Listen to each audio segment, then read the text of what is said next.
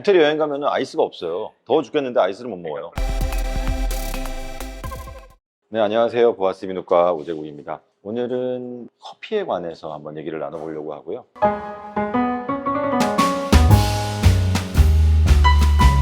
커피 전문가 배우 윤성수님 모셨습니다. 저는 오늘 좀 커피와 목소리에 관련된 내용을 좀 말하고 싶은데요. 배우들에게 많은 질문을 받은 걸로 알고 있어요. 커피에 관련돼서. 질문들에 대해서 한 번씩 나눠보죠. 질문을 좀 드리도록 하겠습니다. 안녕하세요. 저는 뮤지컬 배우입니다. 저는 공연 전 커피를 마셔 정신을 깨우는 방법을 좋아하는데요. 다만 제가 커피를 마시면 목에 건조함을 많이 느낍니다. 그렇다면 커피를 마시고 물을 많이 마시면 될까요? 라고 질문 주셨습니다. 이 점은 배우분들 뿐만 아니라 전공 학생들도 많이 고민하고 있는 부분이고, 학생들은 에너지 드링크를 많이 먹더라고요. 이 질문에 대해서는 어떻게 생각하시나요? 카페인 관련해서 이제 건조함에 대한 부분들은 사람들이 많이 알고 있긴 한데 저는 크게 잘 못 느끼는 것 같긴 해요. 물을 마신다거나 좀 많이 배출을 하려고 노력하기 때문에 아무래도 카페인이 이뇨작용 이런 부분들이 있기 때문에 건조함을 느끼는 것 같은데, 근데 커피 말고도 뭐 건조함을 느끼는 것들이 음식들이 또 많이 있기 때문에 굳이 그것 때문에 커피를 안 마신다고 하면 저는 너무 이제 아쉬울 것 같고, 그래도 좋아하는 커피 마시면서 물을 자주 그냥 드시면 되지 않을까라는 제 개인적인 의견입니다. 저도 마찬가지로 환자분들께서 이렇게 말씀드리기는 해요. 한두 잔 정도는 드시되 그러니까요. 물을 많이 드시는 걸 추천드린다라고 말씀드립니다. 이 목소리와 관련돼서 커피의 유용성에 대한 연구들은 꽤 있었어요. 근데 지금 현재 아주 과학적인 근거가 있지는 않지만 의사들이 권유하는 거는 대개는 목소리 사용자들에게는 커피가 좋지 않다라고 하는 거거든요. 과연 그럼 이걸 과학적으로 증명을 했느냐? 여러 연구들이 있었는데 거의 어떤 연구도 구강이 건조해진다라고 하는 걸 증명한 연구는 없었어요. 그러니까 논문상으로는 우리가 커피를 마셔도 목소리가 건조해지지 않는다. 그래서 우리가 너무 과도하게 커피를 제한할 필요는 없다. 경험적으로 말씀하신 것처럼 논문도 그렇긴 합니다. 근데 이제 여기에는 여러 가지 변수가 있어요. 하나는 뭐냐면 이제 사람마다 이제 커피에 대한 내성이 다르다는 거죠. 그러니까 어떤 분들은 커피에 대해서 되게 예민할 수도 있고 어떤 분들은 둔감할 수도 있기 때문에 그 내성의 문제가 하나 있고요. 두 번째는 원래 사람마다의 그 수분 상태가 달라요. 그러니까 예를 들면 원래 좀 건조하거나 또는 우리가 건조한 병들이 있어요. 몇 가지 심하게 건조해지는 병들이 있는데, 그런 병을 갖고 계신 분들은 당연히 체내 수분 상태, 또 상대적인 성대의 수분 상태가 다르기 때문에 그런 것들이 더욱더 악화시킬 수 있는 요인이 될 수는 있죠. 또 하나는 카페인의 양인 것 같습니다. 보통 이렇게 한 잔에 한 100ml 정도가 들어있다고 생각하면 되는데, 지금까지 연구 결과는 400ml까지는 괜찮다. 100ml로 따지면 3잔, 150ml가 들어있다면 한 2잔 정도까지는 괜찮았는데, 섭취량이 이제 지금은 400ml 정도까지 성인이 되어 있기 때문에 100ml로 따지면 5잔부터 건조감을 유발할 수 있다. 이뇨작용이 있다. 그 다음이 언제냐가 중요해요. 보통 이뇨작용이 나타나는 게 커피를 마시고 한 60분 뒤거든요. 100ml짜리를 5잔 이상 마셨을 때 이뇨작용이 나타나고 그게 60분 이후에 나타나니까, 저는 그래서 환자들에게, 저희 친한 배우들에게 몇 잔은 괜찮다라고 말을 하고, 정말 내가 커피를 마셔야 좀 에너지가 올라간다거나 아니면 기분이 좋아진다고 하면은 한 잔 정도를 마시고 하는 건 도움이 된다. 그리고 그날 정말로 내가 무대 위에서 너무 안 좋단 말이죠. 그러면 마시되 예를 들어 60분 정도 이후에 이뇨작용이 생기니까 60분 정도 안에는 활용해 볼 수가 있는 거예요. 내가 중간에 나갈 기회가 있고 조금 약간 쉴 타이밍이 있다고 한다면 60분 이내에는 나올 가능성이 많지 않기 때문에 조금 마셔도 괜찮지 않을까. 건조하지 않는 분이라면 그런 타이밍을 잘 이용하면 효율적으로 커피를 즐길 수 있을 것 같습니다. 배우님은 커피 최근에 런칭하셨죠? 네, 맞습니다.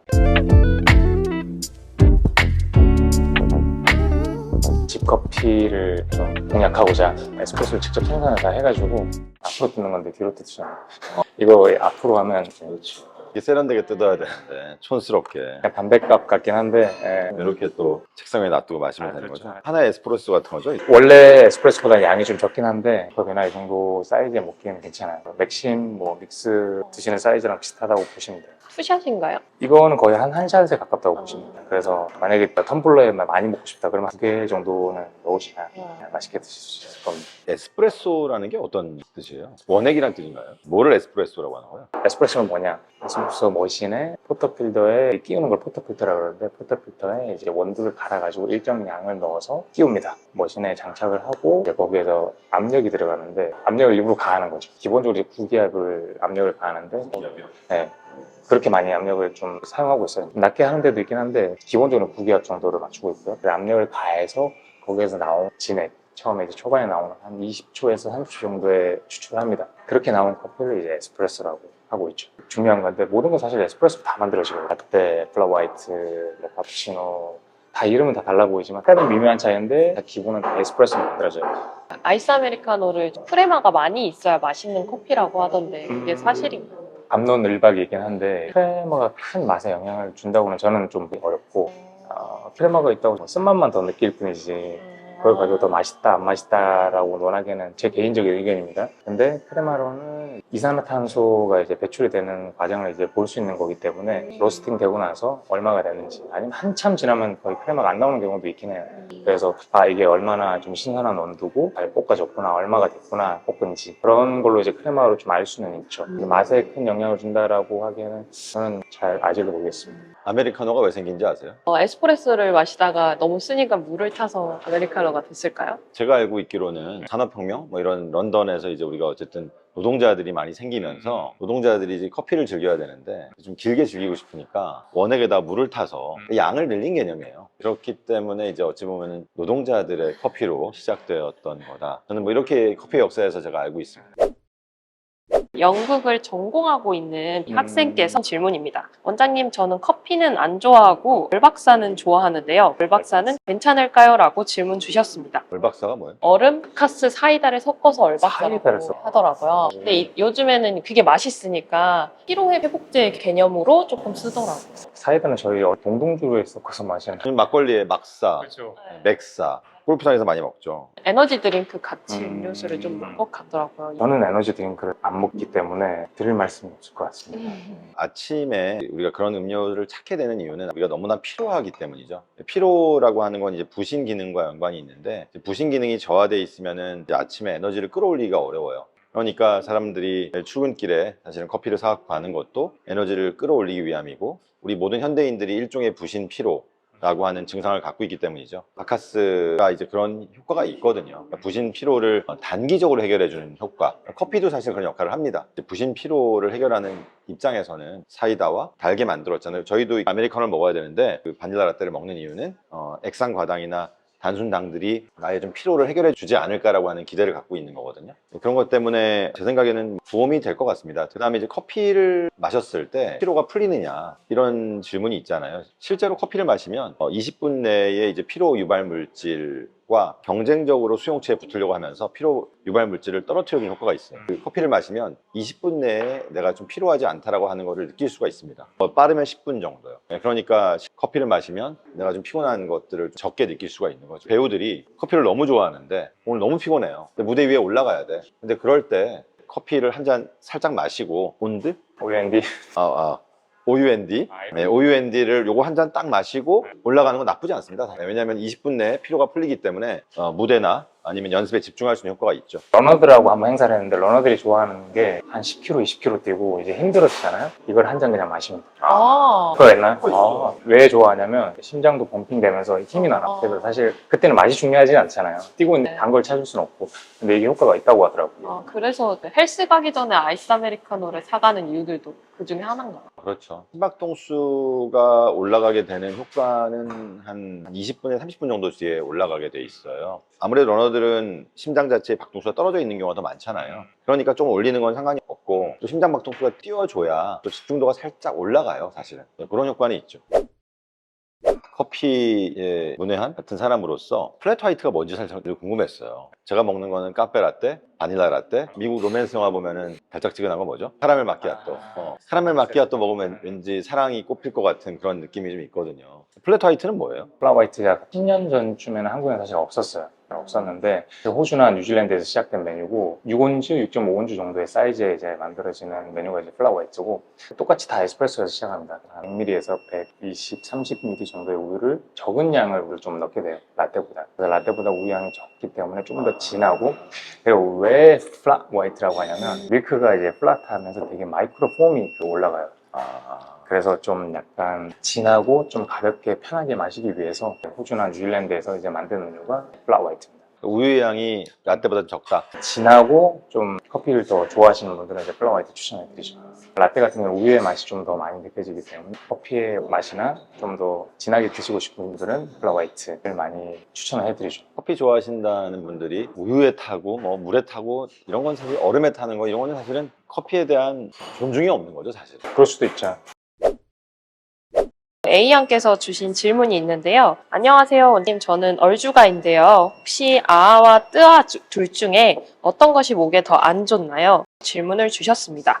목에 아무래도 더 안 좋은 거는 아이스가 안 좋지 않을까요? 저 배우로서도 아이스를 많이 먹으면 목에 영향을 주니까 따뜻하게 하려고 하면 이제 따뜻한 물을 마시니까 그래도 따뜻한 거 마시는 게 낫지 않을까요? 저도 근데 따뜻한 것만 마시기 때문에 커피를 더 좋아하니까 커피 맛을 본연의 커피 맛을 즐기려고 저 혼자 지금 따뜻한 거 시켰잖아요. 따뜻한 것만 시키기 때문에 커피의 본연의 맛을 즐기는 건 따뜻한 거죠. 사실 아이스를 시킨다는 거는 커피의 사회적 역할 중에 사실 피로를 해결해주는 역할이 있잖아요. 피로 사회에서 커피 권하는 사회가 되었는데 아이스라고 하는 건 저희가 우리 각성하는 효과를 좀 더 증폭시켜주는 효과 이런 것들이 있다고 생각을 하고 목소리 입장에서 봤을 때는 사실 온도가 되게 중요한데 아까 배우님 말씀하신 것처럼 좀 따뜻하게 해서 이완시키는 쪽이 좋으니까 기본적으로는 따뜻한 쪽이 더 낫다라는 생각을 하고 있고 아이스보다는 따뜻한 게 낫다. 그 다음에 너무 따뜻한 건 아무래도 또 따뜻한 걸 먹으면서 또 과민 반응이 일어날 수 있기 때문에 체온보다 조금 더 따뜻하게 그렇게 제한을 하는 편이고요. 따뜻한 음료는 커피는 나올 수 있는지 모르겠지만은 따뜻한 물 같은 경우에는 우리가 증기를 흡입할 수 있잖아요. 커피를 마시면서 증기를 흡입할 수 있다면 이제 그런 효과도 저는 좀 있을 거라고 생각해요. 왜냐하면 코로 공기를 들이마시게 되니까 코도 좀 촉촉하게 해주는 효과가 있고요. 마지막으로는 이제 이런 연구가 있거든요. 커피를 각성 효과 때문에 마시는데 만약에 마시지 않고 향만 맡는다면 이 각성 효과가 있는가 없는가? 연구 결과에는 향만 맡아도 각성 효과가 있는 걸로 되어 있어요. 그래서 우리가 커피를 마시지 않더라도 그러니까 예를 들면 커피 의존형 사람들 있잖아요. 저를 포함한 이런 분들이 이제 각성 효과를 내야 되는데 이뇨작용 때문에 커피를 좀 마시는 게 두려울 때 향만 맡는 것만으로도 우리가 각성 효과를 일으킬 수 있다고 되어 있어요. 향 얘기를 했는데 저도 공감하는 게 커피를 이제 많이 내릴 때는 영국에 있을 때는 300잔 그렇게 내리면 저는 참여하는 거에 전에 저도 커피를 많이 안 마셔요. 많이 안 마시는 편이고 아침에 그냥 한 잔 정도만 마시는데 커피를 많이 내리게 되면 커피 내린 찌꺼기나 가루에 이제 열기들이 올라온단 말이에요. 분명히 이제 카페인이 남아 있을 거고 향을 맡게 되니까 좀 취하는 게 있어요. 두통도 오기도 하고 좀 심장도 빨리 뛰기도 하고 거기서 오는 약간 좀 힘듦이 있어요. 그리고 아까 여기 제가 말씀드리다 말았는데 여기서는 따뜻한 걸 드실래요? 아이스를 물어보셨는데 사실은 외국에서는 아이스라는 게 존재하지 않습니다. 그렇죠. 네. 이태리 여행 가면 아이스가 없어요. 더워 죽겠는데 아이스를 못 먹어요. 그걸 아이스로 준다는 게 사실 한국에서 만들어진 거고 외국에서도 아이스로 커피숍에서 드리는 사례가 제가 있을 때 거의 없었고 근데 요즘은 많이 늘고 있는 추세로 알고 있습니다. 커피는 웬만하면 저는 따뜻하게 드시는 걸 추천하고 근데 한국 분들은 거의 7, 80%가 다 아이스 드시기 때문에 좋아하는 걸로 드시면 되지 않을까요? 아이스는 아니죠, 사실. 커피를 즐기는 것을 위해서도 따뜻한 걸 마셔야 되지만 목소리를 위해서는 조금 더 찬 거보다는 따뜻한 게 낫다라고 일단 결론 지을 수 있겠습니다. 아까 잠깐 두통에 대한 말씀을 하셨는데 커피 자체가 두통을 유발할 수도 있지만 인구의 한 3분의 1 정도는 편두통을 갖고 있고 편두통을 갖고 있는 사람들은 아침에 이제 커피를 마시면서 두통을 해결해요. 모닝 두통, 모닝 헤데이크가 있기 때문에 그런 분들은 사실 커피를 안 마시면 두통이 심해지거든요. 커피에 의존하게 되고 또 커피가 혈관 수축이라던가 이런 것들이 문제가 있기 때문에 그런 것 때문에 좀 끊어보려고 하면 사실은 이제 편두통이 있는 사람들이 커피를 끊게 되면 커피 금단 두통이라는 게 생겨요. 이 편두통이 있는 사람들은 커피에 의존할 수밖에 없고 또 커피를 끊기도 사실 쉽지 않은 그렇지만 장기적인 목표를 위해서는 커피를 끊으라고 합니다. 편두통 환자들은. 그래서 그런 것들도 좀 팁이 될 것 같아요.